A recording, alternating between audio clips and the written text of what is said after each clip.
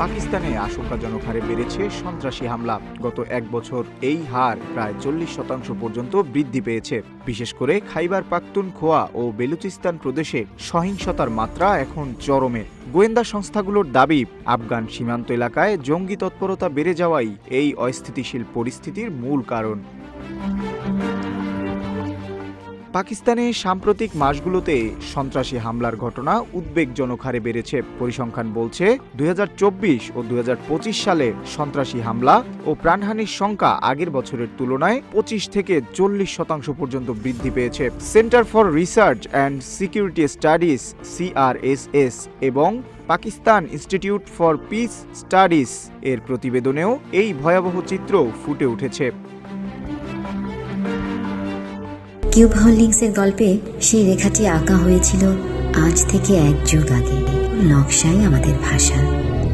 Cube holdings limited. সহিংসতার মূল কেন্দ্রবিন্দু হয়ে উঠেছে খাইবার পাখতুনখোয়া ও বেলুচিস্তান প্রদেশ।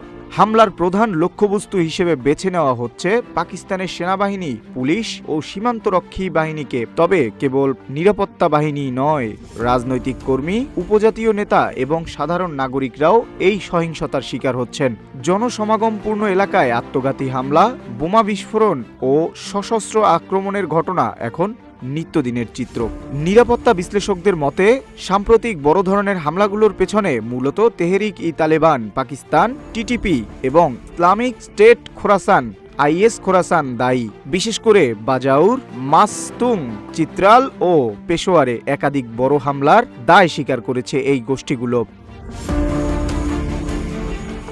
2021 সালে আফগানিস্তানে তালেবান ক্ষমতা দখলের পর থেকেই পাকিস্তান আফগান সীমান্ত অঞ্চলে জঙ্গি তৎপরতার নতুন করে বৃদ্ধি পায়। ইসলামাবাদের অভিযোগ, আফগানিস্তান ভূখণ্ডকে নিরাপদ আশ্রয় হিসেবে ব্যবহার করে TPP ও সংশ্লিষ্ট গোষ্ঠীগুলো পাকিস্তানের অভ্যন্তরে হামলা চালাচ্ছে। এই ইস্যুতে দুই দেশের মধ্যে কূটনৈতিক টানাপোড়েন এখন তুঙ্গে।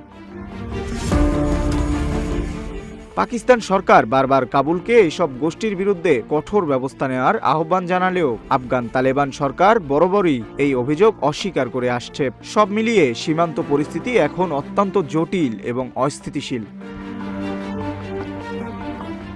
সীমান্তবর্তী চেকপোস্ট থেকে শুরু করে জনাকীর্ণ শহর, সবখানেই এখন বিরাজ করছে চরম আতঙ্ক। দীর্ঘস্থায়ী রাজনৈতিক ও সামরিক সমাধান ছাড়া পাকিস্তানের এই সহিংসতা থামানো আপাতত অসম্ভব বলেই মনে করছেন বিশেষজ্ঞরা। SM আমিনুল ইসলাম, রূপালী বাংলাদেশ।